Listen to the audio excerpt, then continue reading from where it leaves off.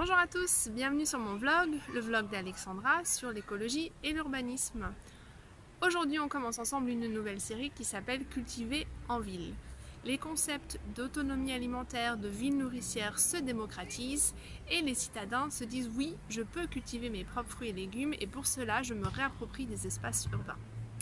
Je te propose de découvrir une technique qui va te permettre d'avoir un haut rendement de fruits et légumes en utilisant même un tout petit espace, que ce soit ton pot en fleurs dans ton appartement, sur ta balconnière ou un jardin potager ou l'espace sur le toit de ton immeuble. Et pour cela, je t'invite à aller dans les Ardennes rencontrer mon ami Runch qui va nous parler de la permaculture. Allez, on y va!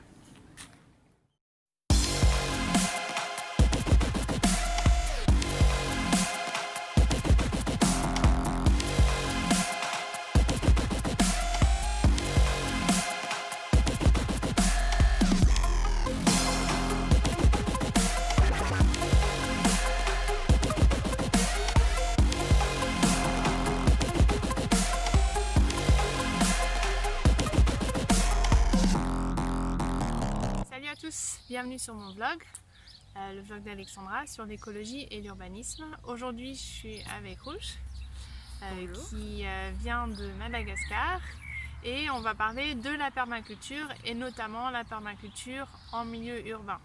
Ce qu'on va faire, c'est qu'on va d'abord aborder la thématique de la permaculture, voir un petit peu ce que Rouge a fait ici dans les Ardennes, parce qu'on est dans un endroit magnifique dans les Ardennes. Et après, on verra un petit peu comment la permaculture peut être mise en place en ville. Qu'est-ce que c'est la permaculture en vrai? A. Est-ce que c'est une culture sur but? 2. Est-ce que une culture en permanence? Ah ah! Alors, la permaculture, en premier lieu, déjà, c'est une culture en permanence. Donc, il faut jamais mettre le sol à nu. Il faut toujours planter quelque chose. Il faut toujours que la plante soit occupée, en fait. Et en second lieu, c'est aussi une culture tout en respectant la nature. Donc, pas de produits chimiques. Il faut nourrir le sol. Il y a tout un concept. Comment tu as découvert la permaculture? Alors, je l'ai découvert il y a quelques années quand j'étais encore à Madagascar, où j'ai voulu me lancer dans la culture. Et donc, il y avait des légumes que je voudrais essayer qui n'existaient pas encore là-bas. Donc, il fallait que je sache comment ça se cultive. Et donc, via ça, j'ai eu pas mal de rendus. Et donc, j'ai découvert ça. Et en même temps, la même année, on nous a offert un livre aussi, du ferme de Bec et Loin, qui nous a fait vraiment découvrir cette méthode, mais et plonger dans une autre monde en fait. Alors, tu vas nous montrer ton premier carré de permaculture. Qu'est-ce que tu as fait? Comment l'as-tu organisé? Pourquoi tu as choisi de mettre ces plantes à cet endroit-là? Pourquoi ces plantes-là ensemble? Dis-nous tout. Alors déjà ici on a le premier carré, donc le but c'est d'avoir le plus de diversification de légumes sur une petite surface. Donc derrière j'ai mis des chrysophines ou de la chayote. D'accord, ça donne quoi? C'est une espèce de courge en fait qu'on trouve beaucoup dans les îles, et puis après ça va grimper, c'est une plante grimpante. Ça va grimper et recouvrir tout le pommier derrière. C'est un arbre vivant celui-là? Alors malheureusement, il est mort par rapport ils se sont fait manger par des chèvres. Mais du coup, au lieu de le couper, en fait, je vais le faire recouvrir par le courge pour que ça soit joli et que je puisse cueillir comme des fruits. Ah génial, tu lui donnes une deuxième vie à cet arbre. Oui. Ah c'est chouette. On peut dire ça comme ça. Et après, devant, ici j'ai aussi des petites fèves qui vont courir. Donc il y a déjà on peut avoir deux plantes grimpantes différentes. Après ça, en bas, j'ai fait pousser de la menthe, de la salade, des poireaux. Et ici, on peut voir des verveines citronnées de Madagascar. Oh. Et donc, tout ça dans un tout petit endroit.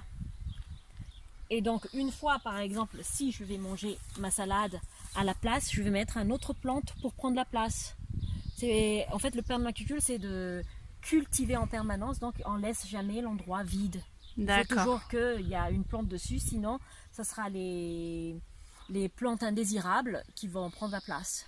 D'accord, la nature n'aime pas l'espace vide, c'est ce que tu me dis? Oui. comme dans ce qu'on voit dans les prairies. Ok. Et donc comment tu l'as organisé du coup? Donc tu as mis les plantes grimpantes au fond pour recouvrir l'arbre, pour un aspect esthétique et puis pratico-pratique.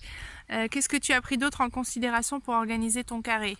Alors devant, donc ça c'est derrière, collé à l'arbre, les plantes grimpantes, de sorte que devant j'ai de la place pour les petites plantes comme les salades ou les poireaux ou les menthes, pour qu'ils puissent profiter du rayon de soleil. Ok, donc pour prendre en compte toute la partie ensoleillement. Oui, c'est ça. Ok. Alors raconte-moi un petit peu, du coup, donc tu t'es lancé avec ton bouquin et puis comment tu l'as mis en œuvre? Tu as commencé, je crois, à Lyon, c'est ça? Alors, j'ai commencé plutôt qu'à Lyon, en fait, à Madagascar déjà. Oui. Mais à ce moment-là, je savais pas encore très bien maîtrisé, donc ça a pas très bien marché. J'ai fait qu'1 an, donc il n'y a pas assez encore d'études de terrain. Puis après, on a déménagé à Lyon. Arrivé à Lyon, j'ai fait des petites cultures dans mon petit balcon. T'étais en appart du coup? J'étais en appartement de 75 mètres carrés avec un petit balcon de 1,5 m sur 1. Donc c'est assez petit quand même. T'étais quel étage? Au 6e étage. Et t'étais quelle orientation? Alors on était... le balcon était au sud. Au sud. Donc on avait quand même pas mal de soleil. C'était assez sympa. Bien protégé du vent. Ouais, c'est important ça, la protection du vent. Ok, et donc qu'est-ce que tu as fait pousser sur ton balcon? Alors au début, j'ai commencé par mettre des petits, comme tout le monde, des petits géraniums pour les moustiques. Ah bon, les géraniums, ça protège des moustiques? Oui. Bon, faut que j'en mette alors, parce que moi j'ai pas de moustiques.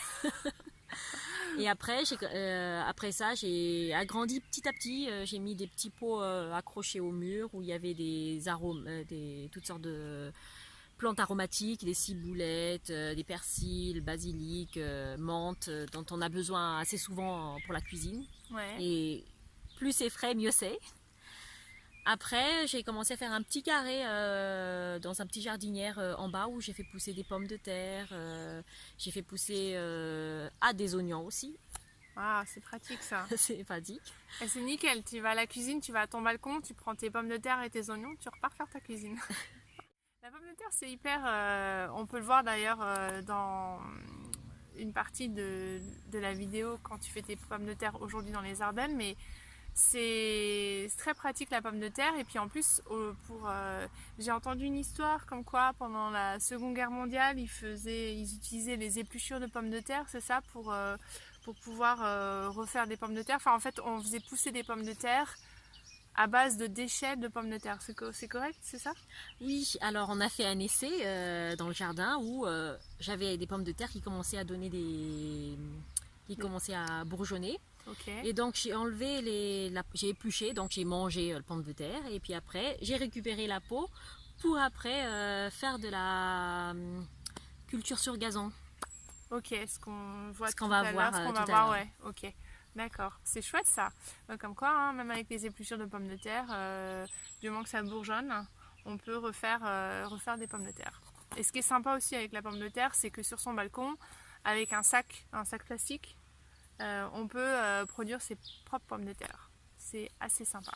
Oui, et facile à faire. Ouais, j'avoue que pour les écoles, ça peut être pas mal d'avoir des sacs de pommes de terre, vu le nombre de frites que mangent les enfants. Bio. Ouais, pommes de terre bio, c'est bien ça. Donc ça, c'est de la pomme de terre de tonte de gazon, c'est ça? On en voit donc les fleurs. Qu'est-ce que tu peux me dire un petit peu? Pourquoi on appelle ça de la pomme de terre tonte de gazon? Alors, c'est la manière de cultiver.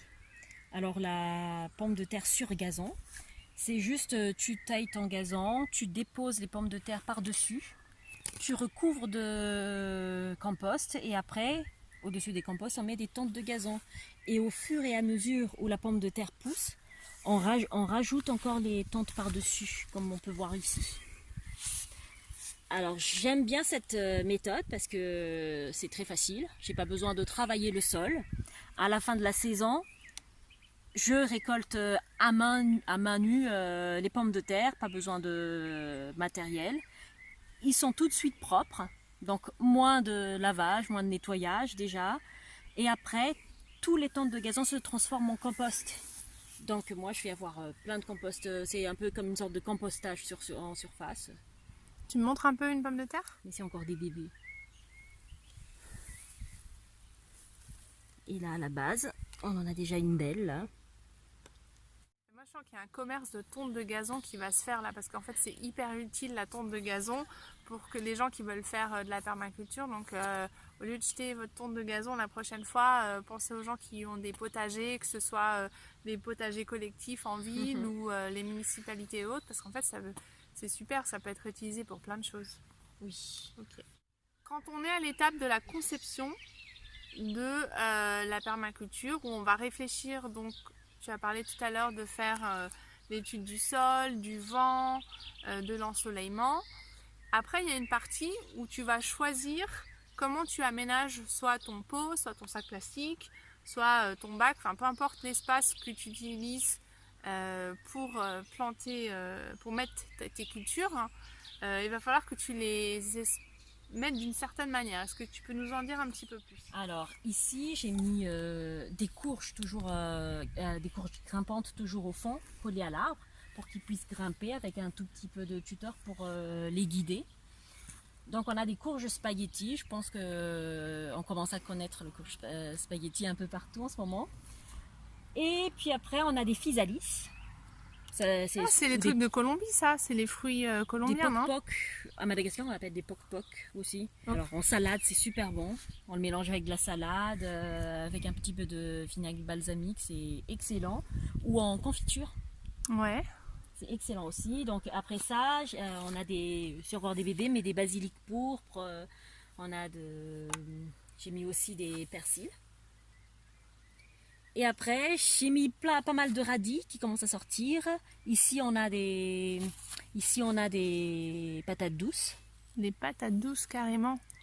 Et donc, les patates douces, après, je fais creuser. Les autres plantes, là, ils sont à l'extérieur, donc ils vont donner à l'extérieur. Et à la fin de la saison, je vais juste creuser pour prendre les patates douces en dessous. Mais avant ça, les feuilles se consomment aussi. D'accord. Et donc là, tu l'as organisé. Qu'est-ce que tu as pris en compte pour choisir le choix des plantes que tu allais mettre dans ce bac autour de cet arbre? Donc c'est un pommier mort, n'est-ce pas? C'est cela. Ok. Donc les physalis, eux, ils vont remplir, quand ils vont vraiment grandir, ils vont remplir tout le potager. Mais avant ça, j'aurais déjà consommé tous les radis que j'ai semés et les autres... les basiliques, les persils, j'aurais déjà tout consommé. Et donc les physalis, ils vont recouvrir tout le carré potager qui vont descendre jusqu'en bas. Pareil, les patates douces, c'est une liane aussi. Mais au lieu de le faire grimper, parce que j'ai choisi de faire plutôt grimper la courge, vu que ça va donner un énorme fruit, donc que je pourrais cueillir après plus facilement. Les patates douces, je vais les faire retomber pour que ça soit joli. D'accord. Retomber, donc c'est aussi, il faut déjà, en fait, quand on fait un carré potager, il faut déjà imaginer comment est-ce que ça va être quand ils seront grands. Donc il faut déjà savoir comment la plante serait quand... D'accord, tu as un côté quand même de conception avant de te lancer, oui. Où tu imagines.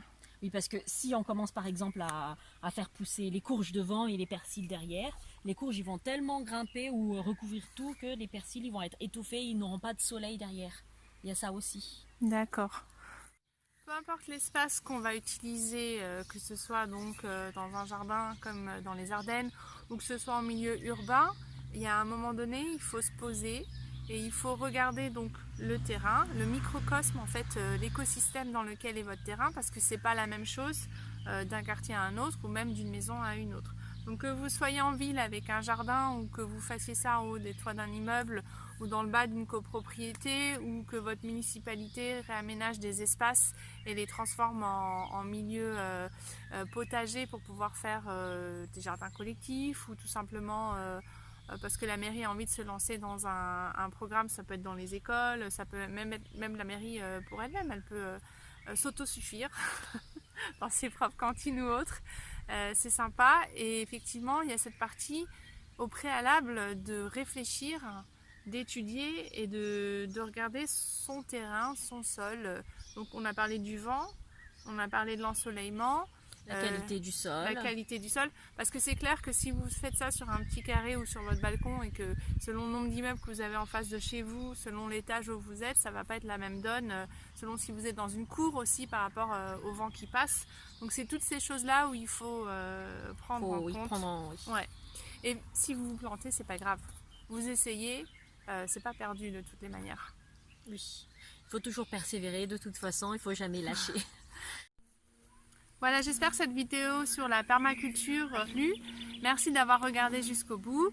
Si tu as des questions pour Rouge et pour moi, n'hésite pas, on se fera un plaisir d'y répondre. Et tu peux laisser tes commentaires derrière, mettre un petit like ou t'abonner à ma chaîne YouTube pour découvrir plus de sujets sur l'écologie et l'urbanisme. Merci d'avoir regardé. Au revoir. Bye.